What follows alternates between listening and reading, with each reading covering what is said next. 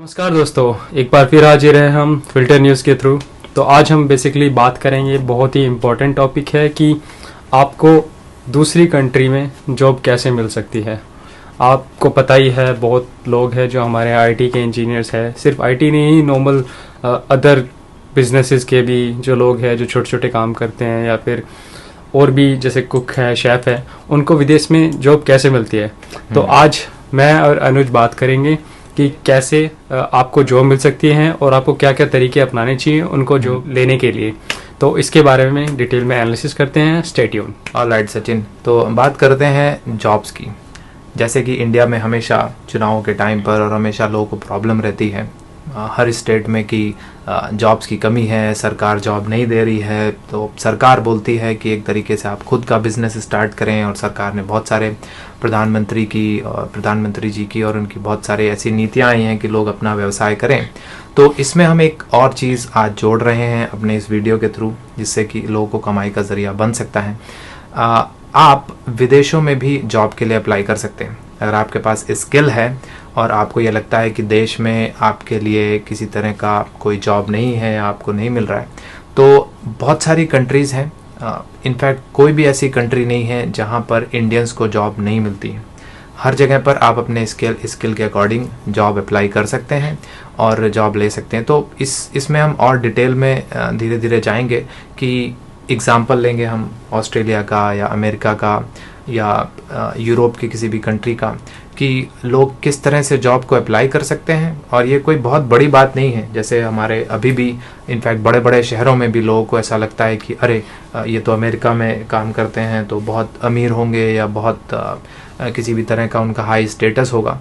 तो इसमें कोई भी बड़ी बात नहीं है। अगर आपके पास कोई स्किल है तो जॉब को लेने के लिए एक तरीका, हम पूरा प्रोसेस आपको बताएंगे और आप उसके थ्रू अप्लाई कर सकते हैं। और यकीनन जब आपकी ओर से एप्लीकेशन आपकी जाएगी वहाँ के रिक्रूटमेंट के इनबॉक्स में, तो आपको बिल्कुल कुछ ना कुछ रिस्पांस आएगा।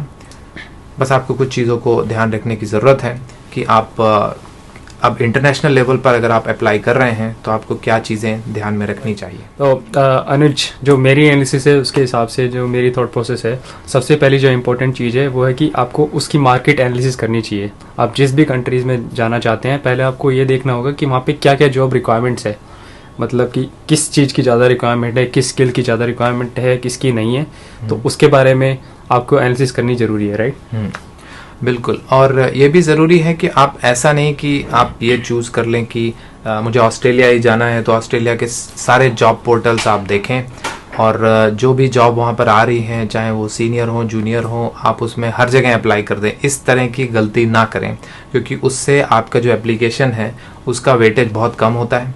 तो आप अगर अपने आप को अच्छे से जानते होंगे कि आपका क्या स्किल है और आप क्या कर सकते हैं, सिर्फ उन्हीं जॉब्स को उस देश के जॉब पोर्टल्स में आप इंटरनेट के थ्रू जा सकते हैं। और बहुत ही सिंपल, आप गूगल पे सर्च कर सकते हैं। जैसे आप कोई सिविल इंजीनियर हैं फॉर एग्जांपल, तो आप सर्च कर सकते हैं civil engineering jobs in Australia, और फिर उन जॉब पोर्टल्स को पढ़कर आप डिटेल बताइए और देखिए एक बार, और उसमें अगर आप फिट बैठते हैं तभी उस जॉब को अप्लाई करिए। अगर आपको कुछ पता नहीं है, नहीं पता चल रहा है कि आप इस जॉब के लिए लायक हैं या नहीं हैं, तो आप उनके रिक्रूटमेंट टीम से या जो भी ईमेल दिया है उस पर बात करके पूछ सकते हैं और अपना रिज्यूमे भेज सकते हैं। आप ऑनेस्टली लिख सकते हैं कि मुझे नहीं पता कि ये मेरे लिए एक सुटेबल जॉब है या नहीं है, लेकिन ये मेरा स्किल है और मैं ऑस्ट्रेलिया आकर आपकी कंपनी में ये वैल्यू एडिशन कर सकता हूँ। तो ये देखने की ज़रूरत है। आप एक तरह से कई बार मैंने भी इंटरव्यू लिए हैं और ये देखा है कि लोग बिल्कुल एक तरह से ये लगता है कि भीख मांगने के लिए जॉब मांगने का बजाय एक तरह से भीख मांगने का काम शुरू कर देते। वैसा आपका नहीं है, क्योंकि आपके स्किल हैं और आपको बिल्कुल सुटेबल जॉब मिलेगी। और एम्प्लॉयर्स को ज़रूरत है एम्प्लॉयज़ की, तो उसमें कुछ भी कोई एहसान की कोई बात नहीं है। ये एक बराबरी का है, और आपको जब जॉब मिलेगी तो आप काम करेंगे और उसके बदले में आपको पैसे मिलेंगे।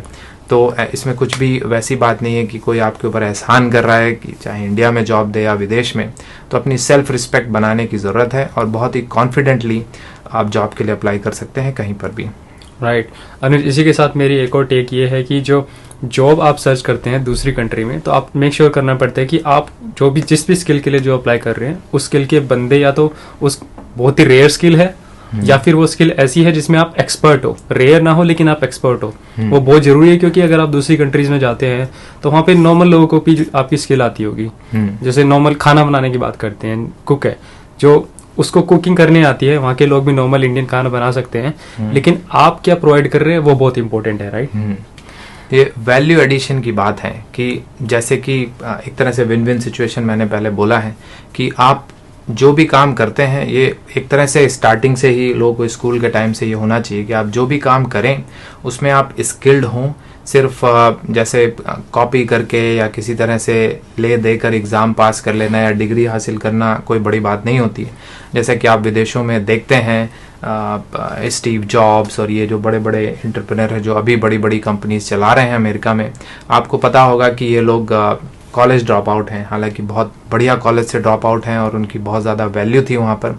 फिर भी उनको पता था कि वो एक पर्टिकुलर स्किल में बहुत ज़्यादा एक्सपर्ट हैं और यूनिवर्सिटी डिग्री और उन सब में टाइम वेस्ट करने की बजाय उन्होंने सोचा कि वो जल्दी से मार्केट में आए, प्रोडक्ट को, सॉफ्टवेयर को या हार्डवेयर को मार्केट में लाएं और उसको बनाना शुरू करें। तो शुरुआत होती है आपके अंदर से।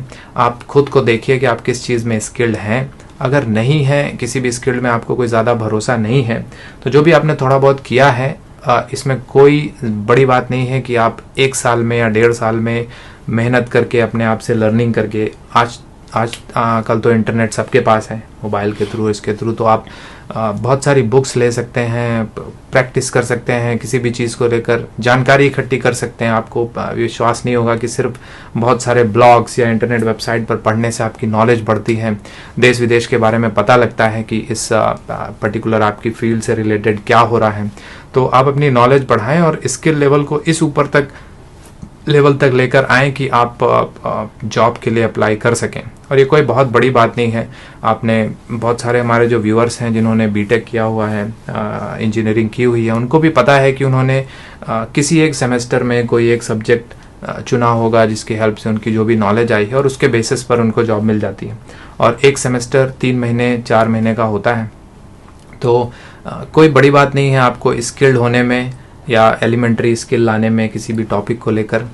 3-4 महीने, 6 महीने या 1 साल में अगर आप जॉब कर रहे हैं और पार्ट टाइम स्टडी कर रहे हैं तो 1 साल में आप किसी भी चीज़ में स्किल्ड हो सकते हैं। राइट। तो अनुज, एक और चीज़ जो हम बताना चाहते हैं अपने व्यूअर्स, क्योंकि लोग सोचते हैं कि वो बहुत ही स्किल्ड हैं, कुछ लोग हैं भी, मतलब 10-10 साल वाले एक्सपीरियंस के लोग हैं जो बाहर जाना चाहते हैं, लेकिन उनकी जो स्ट्रेटजी होती है जॉब सर्च की वो बहुत ही अननेचुरल या फिर सही नहीं होती।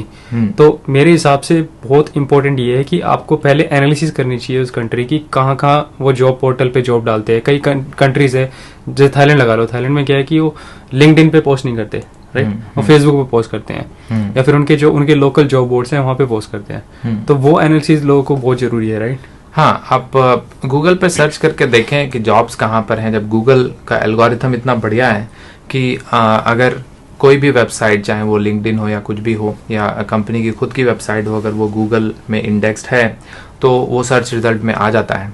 तो बजाय आप कहीं और सर्च करें, गूगल या लिंक्डइन या कहीं और पर, आप गूगल पर डायरेक्ट सर्च करके पहले ये पता लगाएं कि कौन से जॉब पोर्टल में जॉब्स वहाँ की कंट्री में लोग अप्लाई करते हैं। जैसे इंडिया में है, मेजॉरिटी जॉब जो फ्रेशर्स को मिलती है वहाँ पर रिक्रूटमेंट कंपनीज डायरेक्टली कॉलेजेस में जाकर वो जॉब लेती हैं। तो आप बाहर से कहीं से अप्लाई, बहुत ही कम परसेंटेज में लोगों का वॉक इन इंटरव्यूज़ होता है, मोस्टली कैंपस इंटरव्यू कॉलेज के टाइम आप 3rd ईयर या 4th ईयर में होते हैं तभी लोग इंटरव्यू शुरू हो जाते हैं। तो हर कंट्री का अपना अलग अलग तरीका है। आप अगर चाहें, वैसे तो बहुत से लोग करते होंगे, फिर भी ये बताना ज़रूरी है कि आपके जो भी कॉन्टैक्ट्स हैं विदेशों में, आप उनसे डायरेक्टली जॉब मांगने की कोशिश ना करें कि आप मेरी जॉब लगवा दीजिए। आप बस उनसे डिटेल मांगने की कोशिश करें कि आपका जो स्किल है उसकी वहाँ पर क्या वैल्यू है, क्या वहाँ जॉब की कोई पोजीशन है, या आप किस तरह की अप्रोच आप ये करें कि आपको जॉब मिल पाए। तो इस तरह के स्ट्रेटजी फॉलो करके आप बिल्कुल कुछ ना कुछ रिस्पॉन्स पूरे दुनिया भर की कंपनीज से आप जॉब के लिए पता लगा सकते हैं। और आपका स्किल अगर मैच कर रहा है, क्योंकि हमने दुनिया के बहुत सारे कंट्रीज़ में जाकर देखा है कि इंडियन लोगों के काम करने का तरीका, तो ये आप मान कर चलिए कि जो इंडियन वर्कर्स हैं, चाहे वो स्किल्ड वर्कर हो या अनस्किल्ड वर्कर हो, उनकी पूरी दुनिया में बहुत ज़्यादा रिस्पेक्ट है और लोग बिल्कुल चाहते हैं कि उनकी कंपनी में इंडियंस आएँ और मेहनत से काम करें और उनकी कंपनी को सक्सेसफुल बनाएं। तो आप बिल्कुल अगर ज्वाइन करते हैं किसी कंपनी को तो एक तरह से आप बहुत सारी कंपनीज ये मानती हैं कि जितने ज़्यादा इंडियंस उनकी कंपनी में होंगे उनकी कंपनी उतनी ज़्यादा प्रोडक्टिव होगी। राइट। तो दोस्तों आपको ये पता चला कि कैसे कैसे आप जॉब सर्च कर सकते हैं और क्या इम्पोर्टेंट है। हम ये नहीं बताएंगे कि प्रोसेस क्या है कि लिंक्डइन पे जाओ ऐसे सर्च करो, बट वो आप खुद ही जान लेंगे क्योंकि इंटरनेट का वर्ल्ड है, यू नो एवरीथिंग। तो हम इस वीडियो से ये पता लगा सकते हैं कि पहले तो आपकी स्किल बहुत मैटर करती है, दूसरा पेशेंस, तीसरा आपकी एनालिसिस। अगर आप इन चीज़ को अच्छी तरह से करोगे तो आपको विदेश में जॉब जरूर मिल जाएगी। तो दोस्तों लगे रहिए and keep supporting us. Until then, stay tuned.